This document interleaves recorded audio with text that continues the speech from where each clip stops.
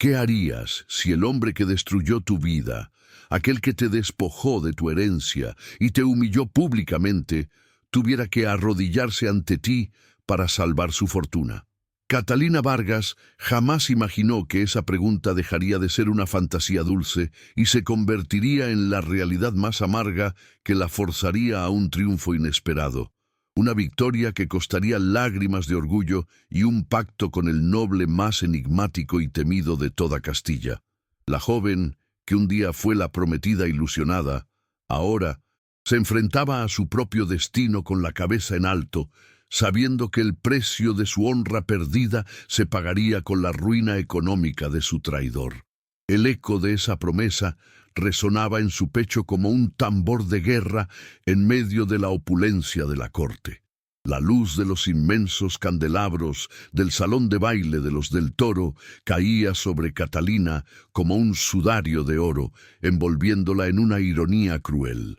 Obligada a asistir a la fiesta de compromiso de su excómplice, el marqués Matías del Toro, con la insípida pero acaudalada baronesa Luisa, se sentía como una polilla atrapada en un frasco de cristal. Su sencillo vestido de muselina pálida, un recuerdo de su ya marchita vida, contrastaba brutalmente con los satines y las mantillas bordadas de las damas que la observaban con una mezcla de lástima y burla velada. El aire era pesado, sofocante, impregnado del dulzor empalagoso de las rosas y la fragancia rancia de la envidia, un ambiente opresivo que reflejaba la asfixia que sentía en su propio pecho. El marqués Matías del Toro, con su levita de terciopelo bordado y una sonrisa que ella ahora identificaba como una máscara de falsedad, se movía entre los invitados con la desenvoltura de un depredador recién alimentado. Catalina observó sus gestos grandilocuentes y sintió que la bilis subía por su garganta. Su padre, el hidalgo don Alonso, le había enseñado que la dignidad de un linaje no se medía en riqueza, sino en la honra de su palabra, un tesoro que Matías había desmantelado con alevosía. Recordó la víspera de su boda, cuando Matías le había revelado, con una frialdad espantosa, que había manipulado el testamento de don Alonso, arrebatándole la facenda El Rosal, su única herencia, un acto de bajeza que la había dejado a la intemperie. Si esta historia de redención y justicia ya te está atrapando, suscríbete ahora porque cada semana traemos relatos donde los oprimidos encuentran su voz y el amor verdadero triunfa. Déjame en los comentarios, ¿desde qué país o ciudad nos acompañas? Tu apoyo hace posible seguir compartiendo estas historias. Catalina apretó los puños bajo el dosel de su falda, un gesto casi invisible que escondía la fuerza latente de una mujer que había tocado fondo. No derramaría ni una sola lágrima para darle el gusto a esa jauría de buitres sociales. Su venganza no sería de desesperación, sino de paciencia y cálculo. El clímax de su humillación llegó cuando Matías, levantando una copa de cristal tallado, anunció el compromiso formal con la baronesa Luisa, a quien le colgaba del cuello un collar de esmeraldas que parecía quemarle la piel a Catalina con su brillo ostentoso. El marqués, girándose hacia ella con una mirada de desprecio apenas disimulado, dedicó unas palabras a su antigua amiga en un tono de falsa conmiseración. Catalina, querida, te agradezco tu presencia. Una lástima que el rosal sea tan valioso, pues sin un dote considerable sabes que el matrimonio es imposible, dijo Matías con una sonrisa perversa, dejando al descubierto ante la sociedad su ruin motivación y la magnitud del robo. El golpe no fue físico, sino un sonido seco que resonó en el alma de Catalina, confirmando que su impotencia era completa a ojos del mundo. La facenda. El rosal no era solo un predio. Su padre le había confiado que contenía secretos minerales, una veta oculta que la convertía en una fortuna, un stake que Matías ahora codiciaba desesperadamente.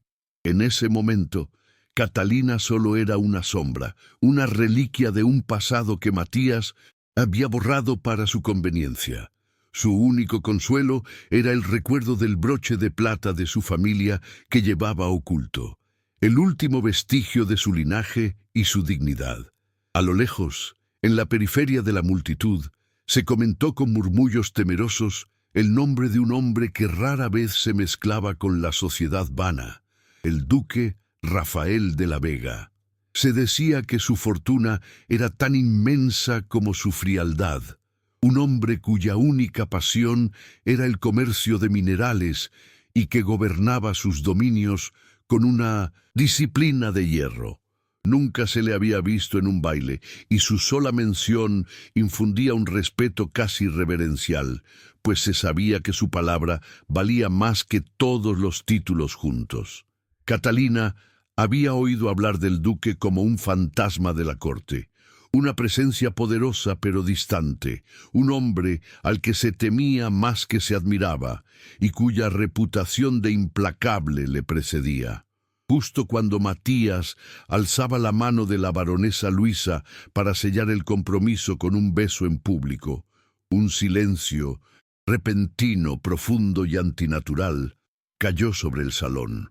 La imponente figura del duque Rafael de la Vega irrumpió en el umbral, deteniendo el aliento de todos. Su capa de viaje, oscura y pesada, se abrió ligeramente revelando una levita de corte austero, y sus ojos, de un gris tormentoso, barrieron la sala con una autoridad que no necesitaba gritos ni amenazas. No saludó, no sonrió. Su sola presencia era una declaración de poder que hizo palidecer la pomposidad de Matías y que se convirtió en el evento que forzaría un cambio de destino para Catalina, sacándola de su miseria. Sus pasos firmes resonaron en el mármol, acortando la distancia entre él y la humillada Catalina, quien se sintió de pronto expuesta bajo una nueva y poderosa mirada.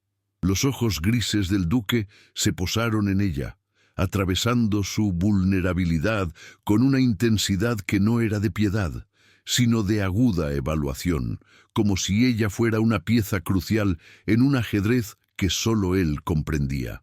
Matías tartamudeó una protesta ininteligible, pero Rafael lo ignoró por completo. El primer contacto visual entre ellos fue un choque eléctrico de tensiones, de intereses opuestos y de una curiosidad mutua que prometía más peligro que consuelo. Un encuentro fortuito en un mar de desgracia. Rafael se detuvo frente a Catalina y en un gesto que rompió con todo decoro social y protocolo, extendió una mano enguantada. Su voz profunda y resonante cortó el aire como el filo de una espada, resonando en cada rincón del salón. Marqués del Toro, vuestra señoría ha terminado con su espectáculo. Ahora la señorita Vargas está conmigo, declaró el duque con una frialdad inquebrantable, tomando la mano de Catalina con una firmeza que era casi posesiva. ¿Qué clase de precio?, pensó Catalina con el corazón latiéndole desbocado, tendría esta salvación inesperada. ¿Y cuáles eran los motivos ocultos que impulsaban al duque temido a jugar con fuego al rescatar a una dama en desgracia? La salida del salón fue un torbellino, dejando a Matías y a la baronesa Luisa en un estado de estupefacción petrificada. Una pequeña y dulce victoria que Catalina saboreó brevemente antes de ser engullida por el silencio autoritario del carruaje del duque. Los primeros días en el vasto y sombrío dominio de Rafael de la Vega, en las afueras de Madrid, fueron una lección de contrastes. El lujo era austero, frío, menos ostentoso que el de Matías, pero infinitamente más poderoso, pues emanaba de la verdadera riqueza, no de las apariencias. Observó la jerarquía de los sirvientes, la precisión militar de la casa, y se dio cuenta de que el mundo de Rafael operaba bajo reglas de hierro, donde la ineficiencia era el único pecado imperdonable, un ambiente que, paradójicamente, le ofrecía una seguridad que la alcoba de su padre ya no podía brindarle. En lugar de ofrecerle un refugio sentimental, El duque le había asignado un estudio adyacente a su biblioteca, un espacio lleno de mapas geológicos, libros de contabilidad y muestras de mineral, un ambiente que reflejaba su verdadero propósito.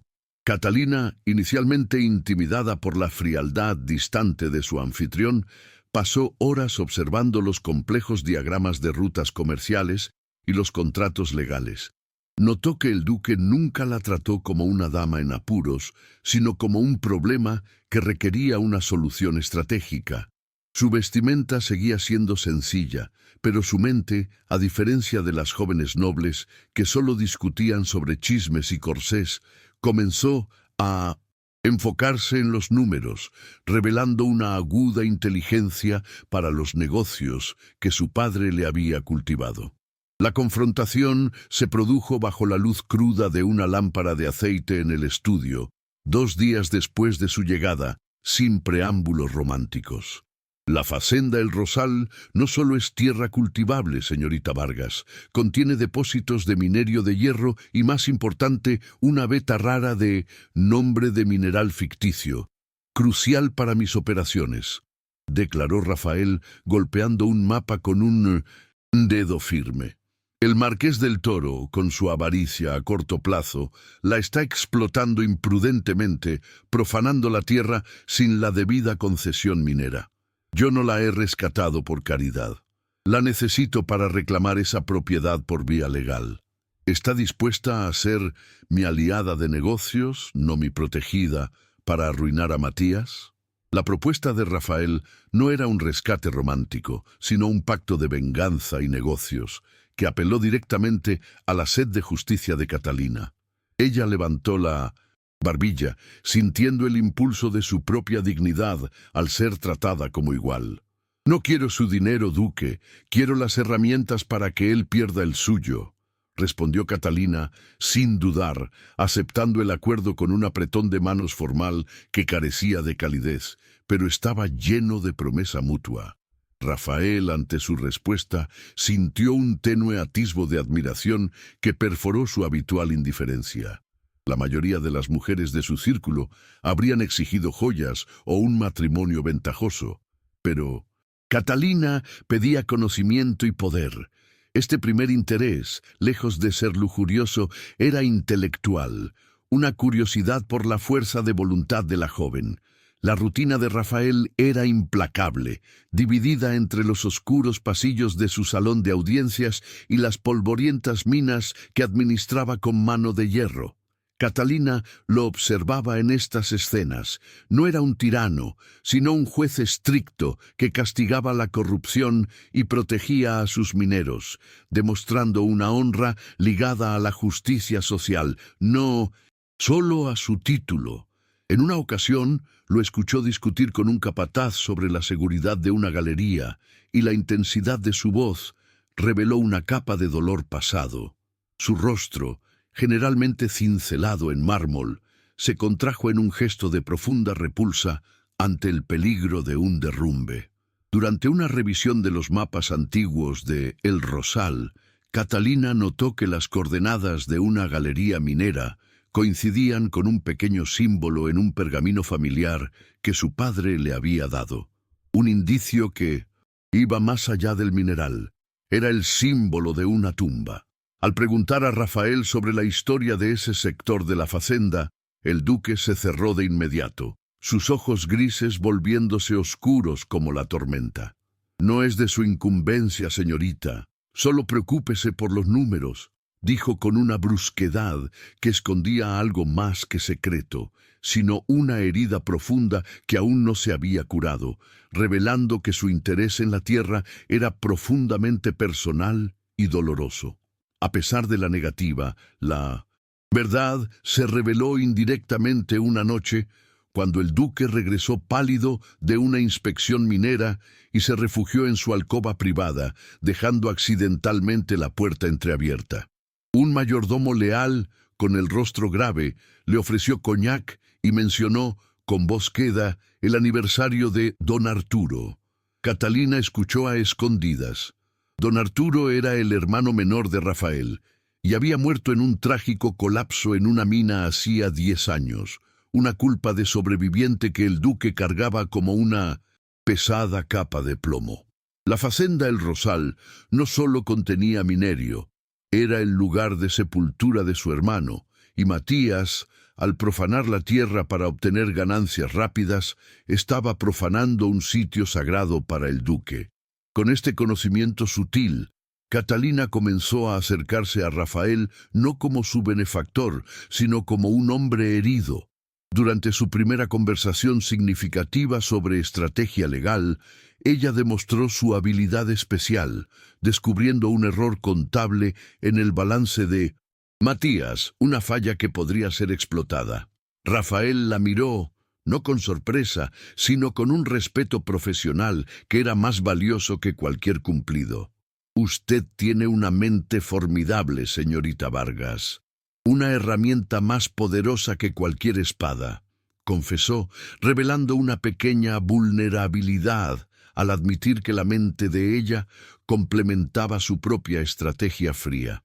La creciente asociación entre el duque y Catalina no pasó desapercibida en Madrid, y Matías, desesperado por el riesgo reputacional, tomó acción.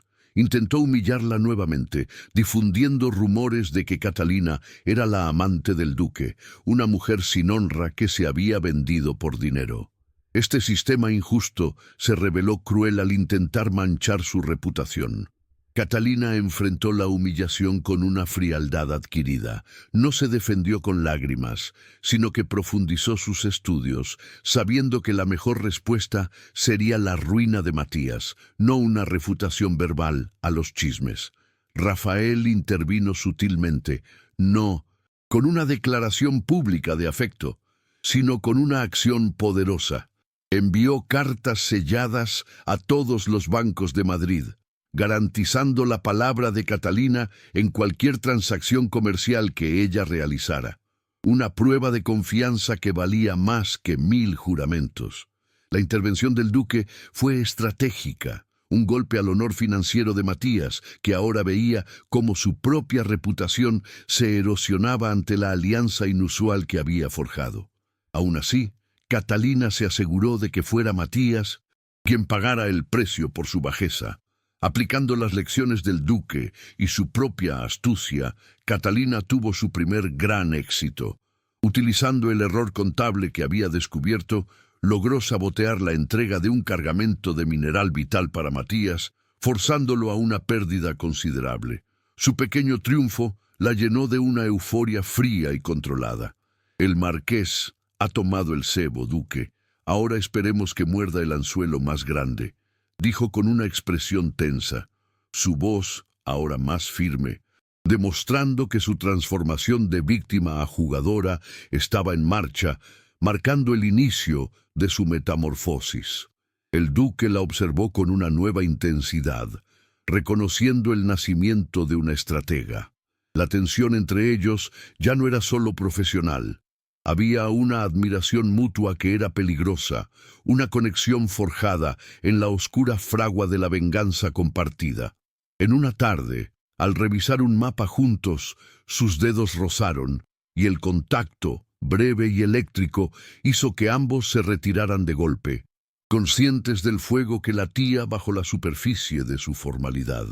La baronesa Luisa, sintiéndose amenazada por la presencia constante de Catalina, envió una carta al duque, revelando que Matías había puesto todo su patrimonio en el proyecto minero de El Rosal, buscando arriesgadamente una ganancia rápida para pagar antiguas deudas familiares.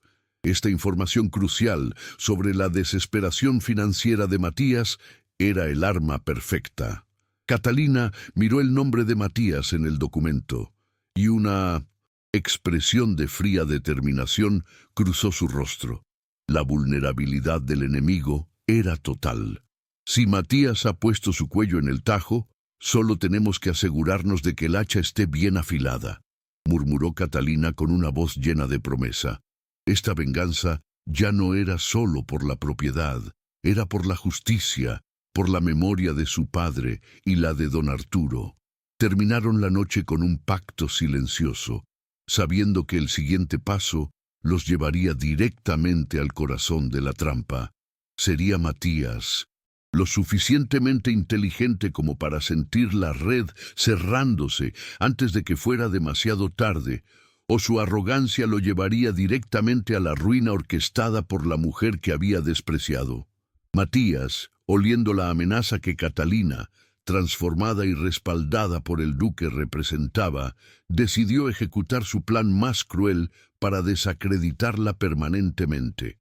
Utilizó su lobby político y sus contactos corruptos para presionar al notario que había falsificado el testamento de don Alonso. La evidencia fabricada era sencilla: un supuesto pagaré de don Alonso a Matías por una deuda de juego, convenientemente perdido y ahora encontrado, que justificaba la transferencia del Rosal como pago.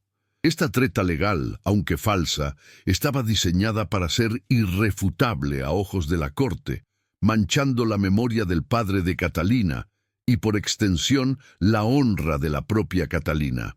Matías organizó una reunión de prensa informal donde mostró el documento falso, utilizando la prensa afín para pintar a Catalina como una impostora que intentaba defraudar a un noble honrado. Las noticias se esparcieron como un veneno en Madrid. Catalina perdió algo más que material. Perdió la última pizca de respeto que algunos aún guardaban por la memoria de su padre, sintiendo el dolor de la humillación pública no por sí misma, sino por el buen nombre de don Alonso. El golpe fue devastador, pues era la injusticia la que se cebaba con los muertos, impidiendo la defensa.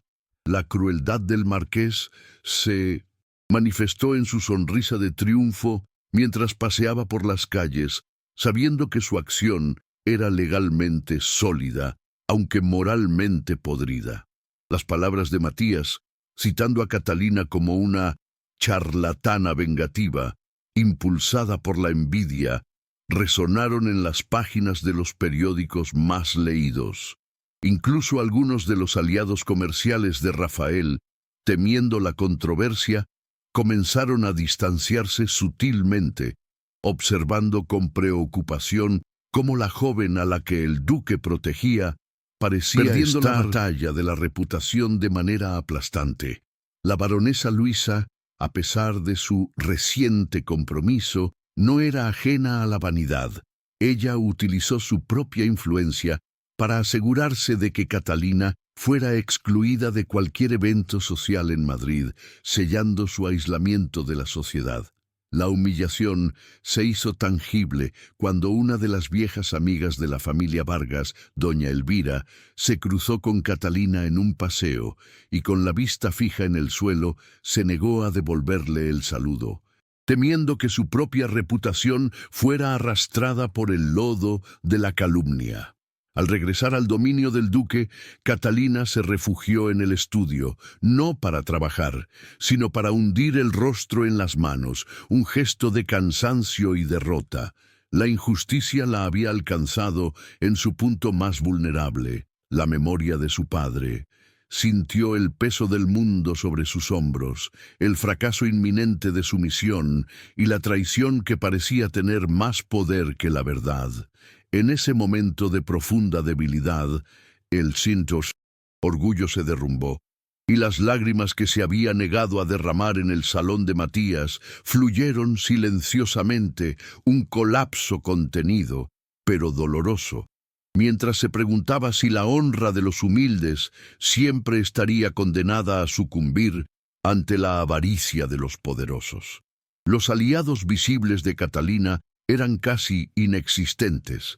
El notario corrupto se había asegurado de cubrir sus huellas, y las pruebas que ella y Rafael habían reunido sobre la explotación ilegal del mineral aún no eran suficientes para revertir la falsificación del testamento. Se sentía sola en el inmenso castillo, rodeada de lujo, pero desprovista de consuelo. Por primera vez desde que Matías la había traicionado, Catalina consideró la rendición, la posibilidad de aceptar su destino y buscar un exilio tranquilo, lejos de la corte y su crueldad interminable, pues la lucha por la justicia parecía un molino de viento imposible de derribar. Su reflexión se centró en la amarga realidad. El mundo valoraba un dote de plata más que una honra de oro. Pensó en la fragilidad de su posición con Rafael, un acuerdo de negocios que él podría rescindir en cualquier momento si la controversia se volvía demasiado costosa para su reputación.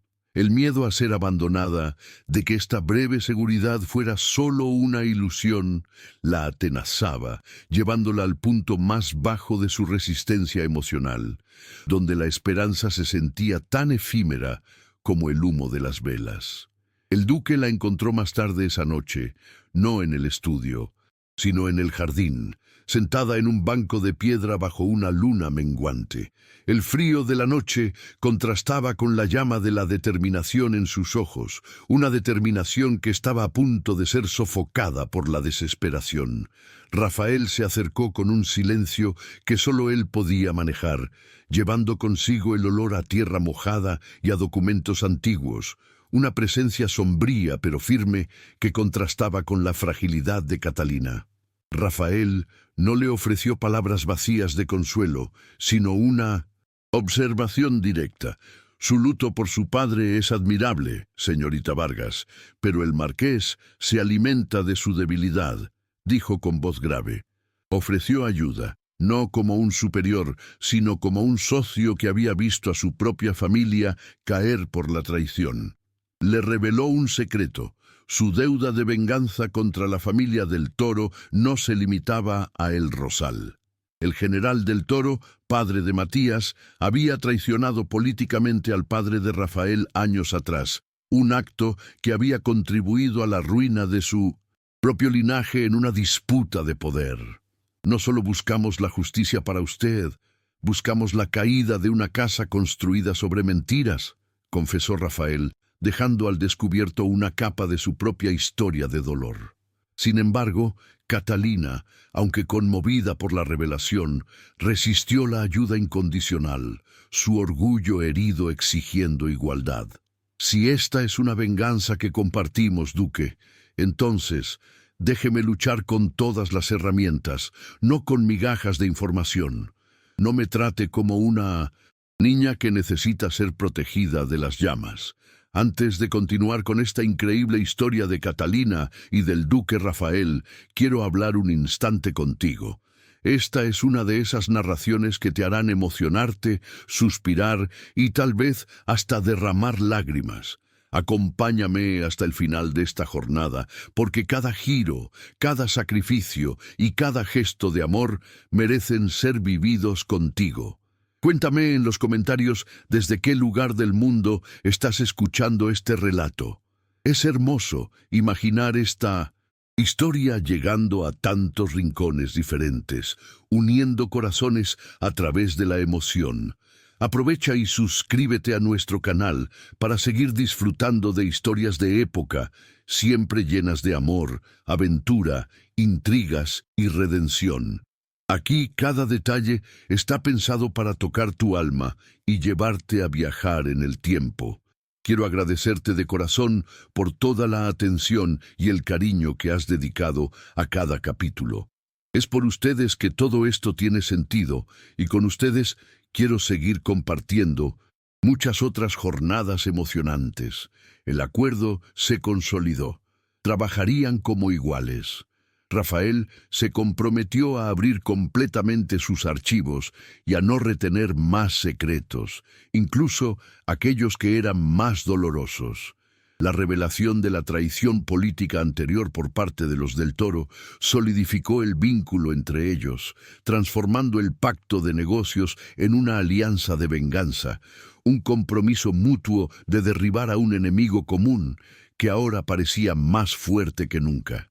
Siguiendo la nueva pauta de total transparencia, Catalina revisaba los documentos del duque y descubrió un compartimento secreto en un antiguo candelabro del estudio que contenía una parte faltante del mapa original de la mina de El Rosal.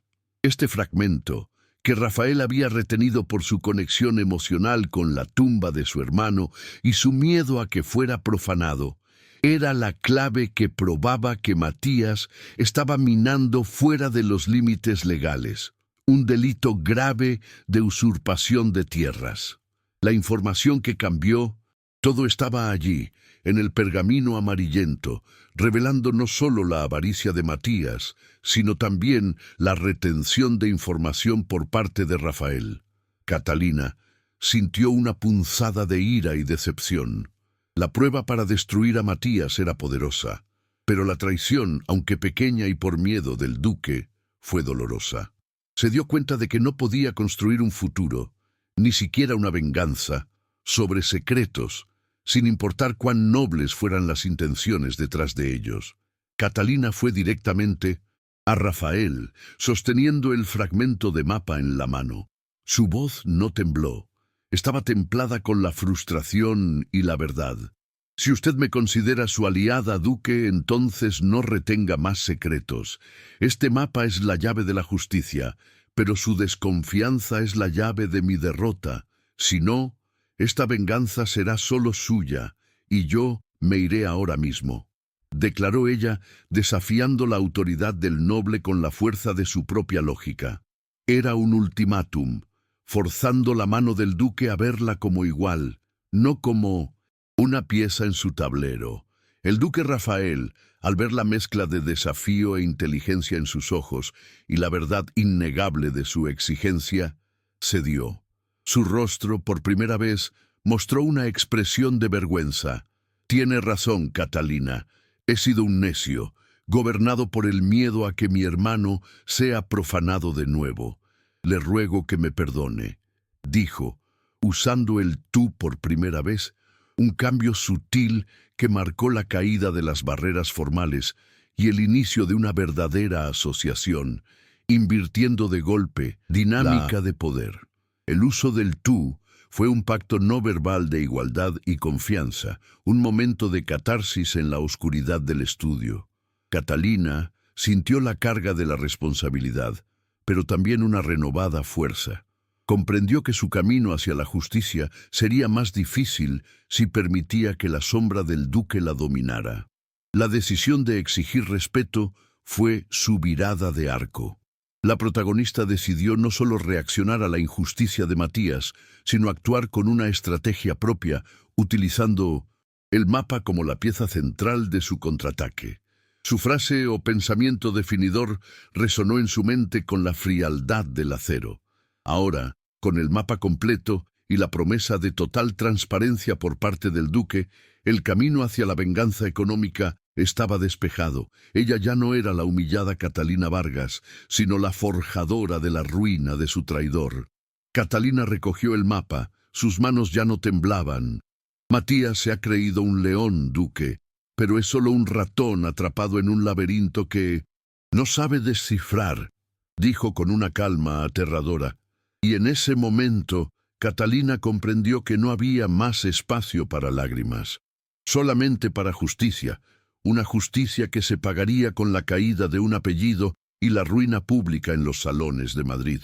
La transformación de Catalina en la condesa viuda de Montemar, un título falso pero prestigioso creado por Rafael para darle estatus, no fue solo un cambio de guardarropa, sino una metamorfosis de propósito.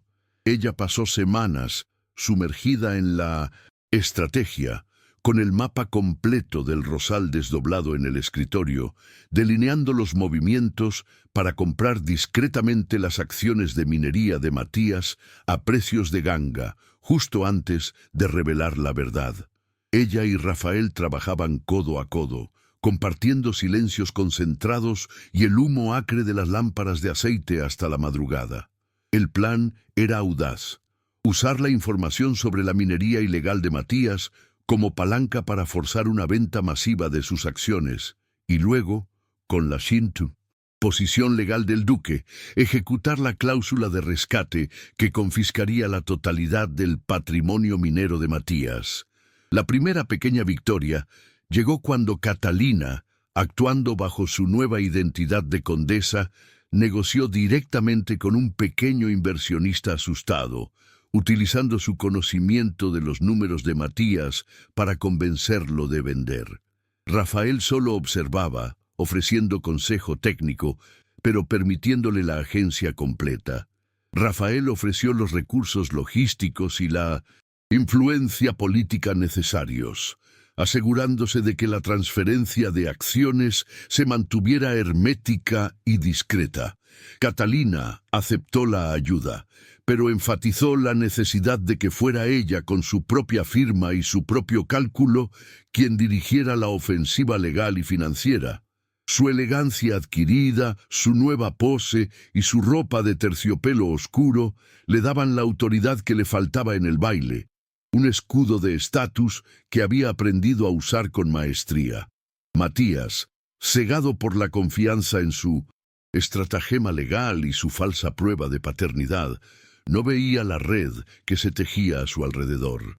Pensaba que la condesa de Montemar era solo una inversora astuta con el respaldo del duque, sin sospechar que detrás de ese título se escondía la mujer a la que había humillado. Catalina y Rafael habían asegurado los recursos necesarios para el golpe final, incluyendo la adquisición de la mayoría de las acciones necesarias para controlar el destino de la empresa de Matías. Una noche, mientras revisaban los documentos de la transacción, Catalina encontró en la letra del notario corrupto que falsificó el testamento de su padre una discrepancia que probaba que el mismo notario había trabajado para el general del Toro, el padre de Matías, en el mismo caso de traición política contra la familia de Rafael. La conexión entre los dos crímenes, la traición antigua y la reciente, se hizo explícita. El segundo secreto del duque se reveló indirectamente. No era solo un caso de venganza, sino una red de criminalidad familiar que se extendía por 2 generaciones. Catalina se lo señaló a Rafael, quien no pudo ocultar la tensión en sus ojos. Siempre pensé que la traición de su hermano era un caso aislado. Pero Matías es solo una copia de su padre, dijo ella con una voz sombría al comprender la conexión entre sus pasados. Su dolor personal y el de Rafael estaban entrelazados por la misma cadena de avaricia y desprecio por la honra de otros. El descubrimiento reforzó su alianza, demostrando que su enemigo era más poderoso, pero también más predecible en su método de operación. La información sobre la doble traición dio a Catalina una visión más profunda del punto débil del antagonista, la dependencia de Matías hacia su padre y el miedo a su desaprobación. El general del Toro era la verdadera fuerza detrás de la fachada de su hijo, y si lograban exponer la conexión entre el viejo y el nuevo crimen, la caída de Matías sería más rápida y total. Una nueva complicación apareció. El notario corrupto, sintiéndose acorralado por las preguntas sutiles de Catalina, desapareció, lo que significaba que la prueba testimonial crucial se había esfumado.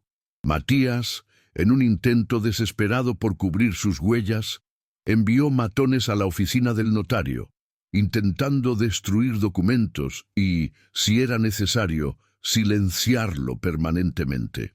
Esta acción, que Rafael interceptó gracias a su red de informantes, demostró la escalada de violencia por parte del marqués. La baronesa Luisa, sintiéndose desatendida y sospechando que Matías estaba mintiendo sobre sus finanzas, comenzó a buscar un plan de escape, un factor inesperado de desestabilización que Catalina decidió explotar. Las largas noches de trabajo juntas, la confianza sin secretos y el peligro compartido habían derretido la formalidad. Rafael, al ver la brillantez táctica de Catalina, ya no veía una herramienta, sino una igual. Una tarde, mientras revisaban el mapa del Rosal, la luz de las velas bañaba la habitación en tonos dorados. La cercanía, el olor a papel antiguo mezclado con la sutil fragancia de sándalo de ella, se hizo opresiva. El momento de casi beso se produjo cuando Catalina, señalando una coordenada en el mapa, se inclinó demasiado y sus labios estuvieron a centímetros de distancia. El aliento caliente de Rafael se sintió en su mejilla.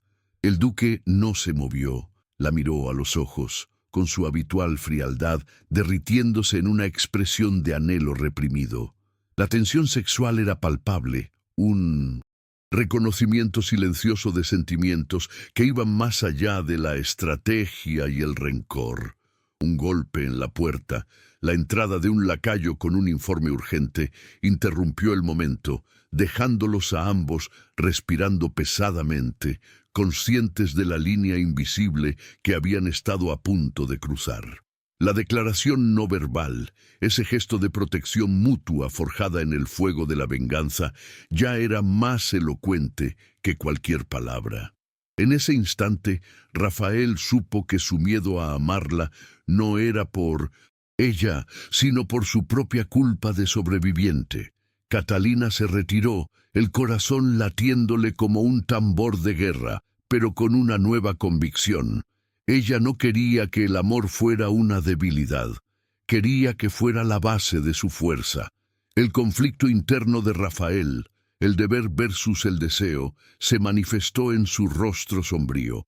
Él temía que, al amarla, la expondría al mismo peligro que había llevado a su hermano a la tumba. Rafael, temiendo la respuesta violenta de Matías, reforzó la seguridad de Catalina, no con guardias visibles, sino con un sistema de vigilancia discreto en toda la propiedad. Ella lo notó, y en lugar de sentirse protegida, se sintió vigilada. Lo confrontó nuevamente, esta vez con una ternura inesperada. Si me amas, Rafael, no me protejas como un objeto, hazme fuerte, necesito que confíes en mi capacidad para sobrevivir a Matías, no solo en la tuya para salvarme. Usó su nombre por primera vez, un gesto de intimidad que valía una declaración. La baronesa Luisa, harta de la negligencia y las mentiras de Matías, se acercó a Catalina a través de un intermediario, ofreciendo información crucial sobre los movimientos de Matías a cambio de un pasaporte seguro fuera de Madrid.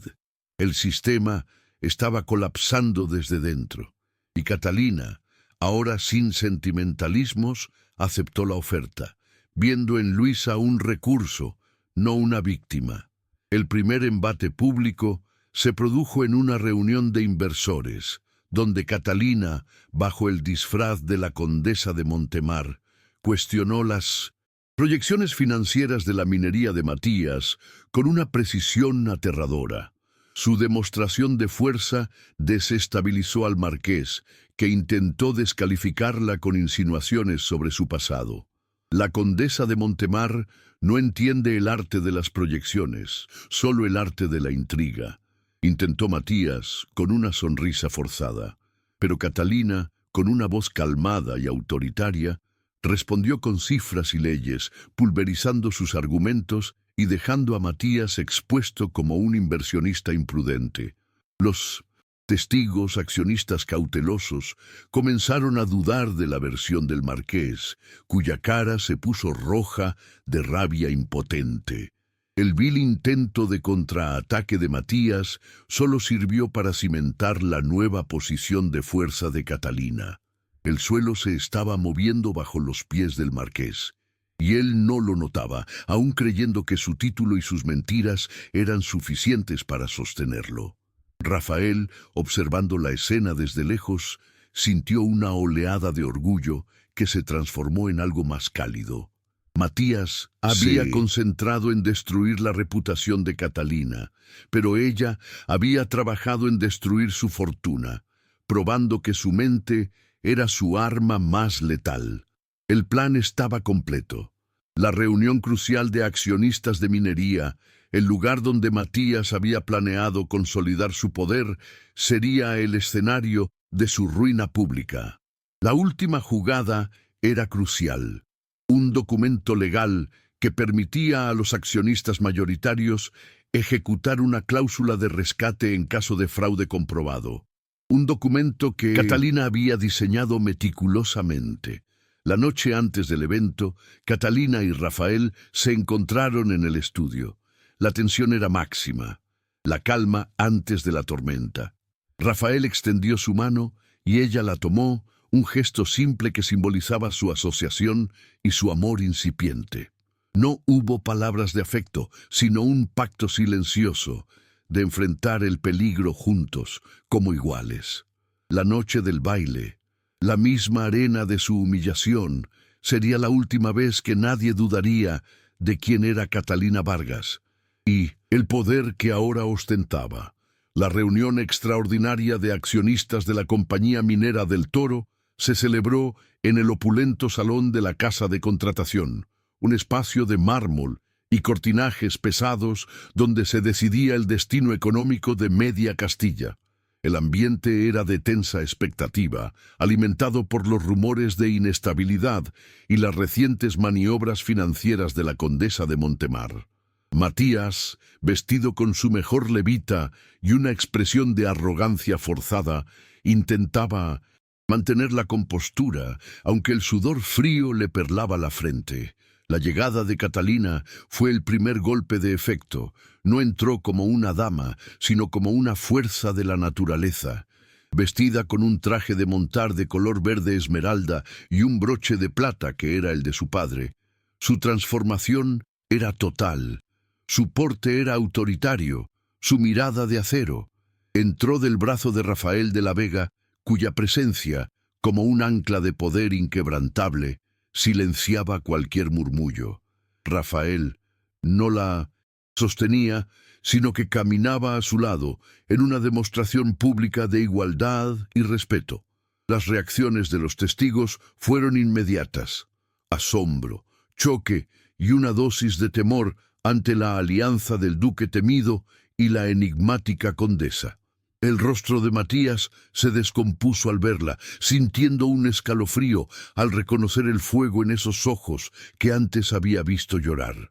La atmósfera de cálculo y avaricia se mezcló con un drama personal intenso, elevando las apuestas de la reunión a un juicio moral ante sus pares, no solo a una discusión de balance. La reunión comenzó con el informe de Matías, lleno de optimismo artificial. Cuando fue el turno de la condesa de Montemar, Catalina se levantó con una calma que desmentía la vorágine de emociones. Señores, el marqués ha omitido un detalle crucial en su informe. La base de la riqueza que proyecta se asienta sobre la mentira y el fraude, declaró Catalina con voz clara, haciendo temblar los candelabros. Matías intentó interrumpir, acusándola de calumnia, pero Rafael, con un solo gesto de su mano, lo silenció.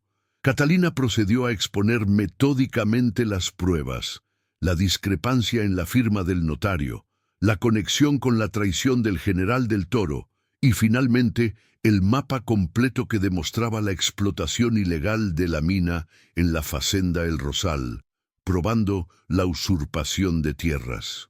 El golpe de gracia vino con la revelación de la existencia de la tumba de Arturo de la Vega, hermano del duque, en la zona ilegalmente minada, demostrando la profanación y la falta de honra total de Matías. La multitud de accionistas jadeó, viendo cómo el crimen, que antes era una mera estafa financiera, se convertía en un sacrilegio público y personal. Son calumnias impulsadas por el rencor de una mujer despechada y el loco dolor del duque, gritó Matías, pálido y sudoroso, intentando desesperadamente aferrarse a su imagen. Pero Catalina contraatacó con el documento de rescate que ella misma había diseñado. Hemos adquirido la mayoría de las acciones, marqués, y en virtud de la cláusula de fraude probada, esta compañía y la Facenda El Rosal pasan a manos de sus legítimos dueños. Rafael dio un paso al frente y, con una voz que helaba la sangre, afirmó el reclamo legal. La justicia de Castilla será lenta, pero la justicia del mercado es inmediata. Marqués, usted está en la ruina.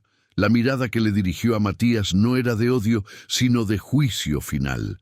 El duque había elegido.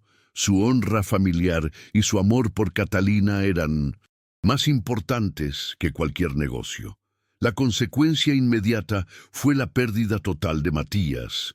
Su padre, el general del Toro, que estaba presente, se levantó y le dio la espalda a su hijo, demostrando que la pérdida del estatus y la fortuna era la vergüenza más grande. Matías se desplomó sobre la mesa de caoba, sus manos temblando, viendo cómo su imperio se desmoronaba. Catalina demostró una justicia implacable, negándose a mirar al caído. No había espacio para la misericordia, solo para la proporción.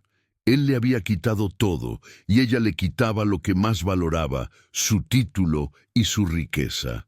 El duque Rafael se mantuvo firme a su lado, su apoyo público cimentando la legitimidad de la nueva condesa.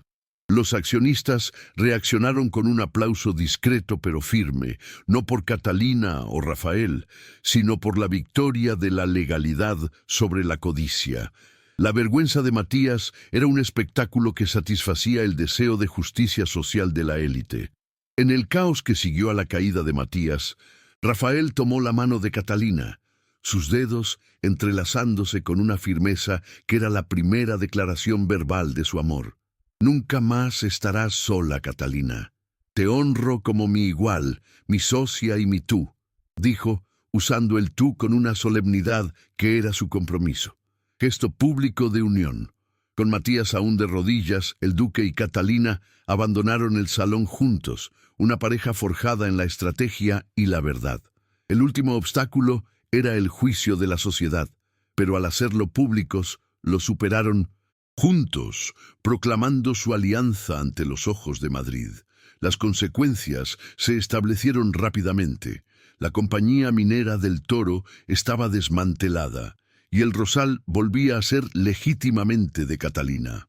Pero la verdadera victoria no estaba en la caída de Matías, sino en lo que Catalina y Rafael construirían después, una promesa de cambio y justicia que se extendía más allá de sus intereses personales.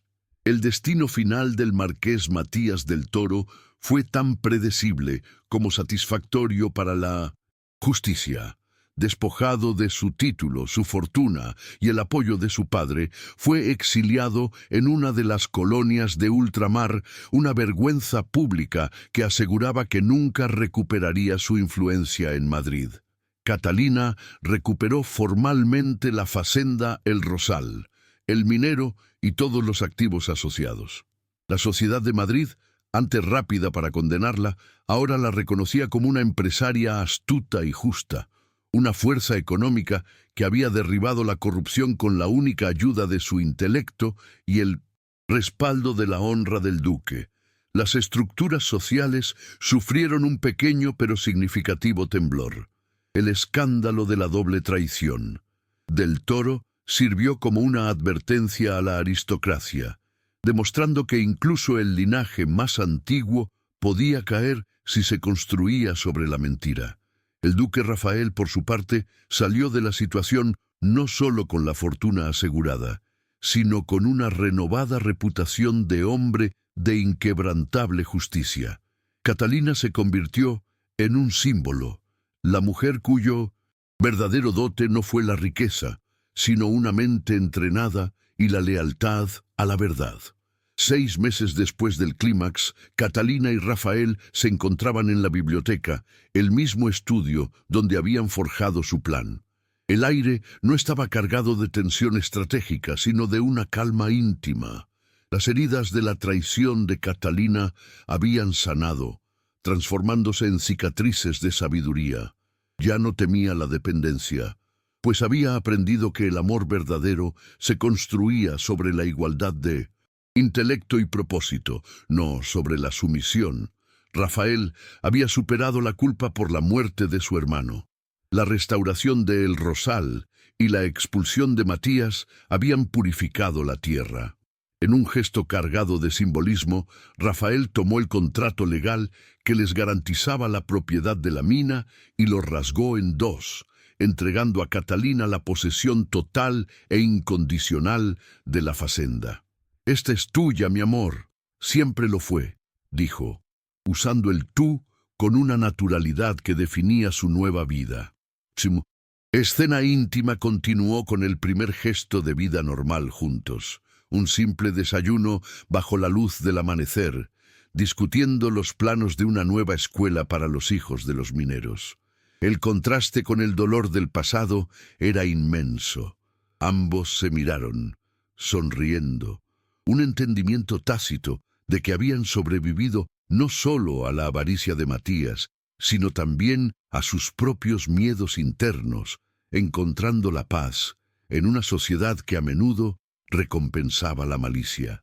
Catalina, ahora al mando de la minería en el Rosal, usó su poder para ayudar a los vulnerables, tal como había prometido. La riqueza del mineral se destinó a la financiación de la Fundación Don Alonso, un fondo para mejorar las condiciones de trabajo de los mineros, implementando medidas de seguridad avanzadas y salarios justos. La mina, antes un símbolo de avaricia y tragedia, se convirtió en un faro de justicia social en el sector.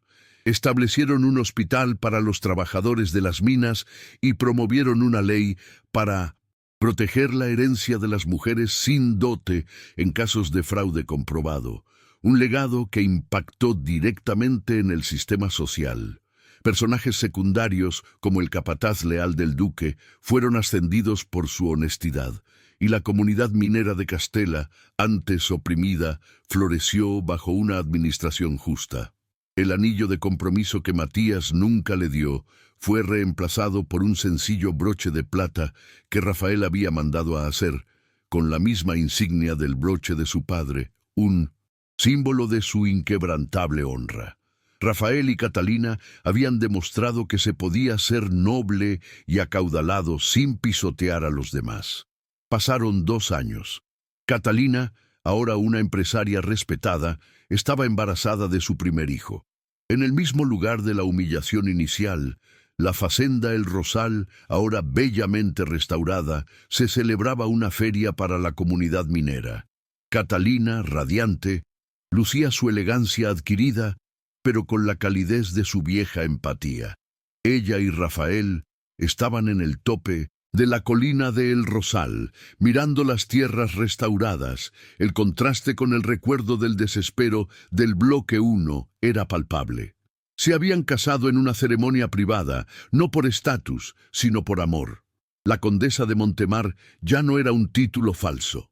Era la verdadera señora de la tierra, una duquesa por el amor del duque, pero una fuerza por el poder de su propia mente. Si has acompañado la historia de Catalina Vargas y del duque Rafael de la Vega hasta el final, dime cuál fue el momento más emocionante para ti. Escríbelo en los comentarios porque tu voz da sentido a cada capítulo. Aprovecha para suscribirte a nuestro canal y seguir disfrutando de romances de época llenos de amor, drama y emoción. Gracias de corazón por haber vivido esta travesía conmigo. Muy pronto volveremos con una nueva historia que tocará tu alma. Catalina se apoyó en el hombro de Rafael, observando la puesta de sol sobre el valle. Él le besó la frente y ella sonrió. La frase final que resonó en el aire fue un eco de su viaje. Mi señor, el amor perdido fue caro, sí, pero la honra es el único tesoro que nunca jamás puede ser falsificado. La justicia había triunfado y la esperanza, anclada en la igualdad y la verdad, brillaba más que cualquier candelabro de Madrid.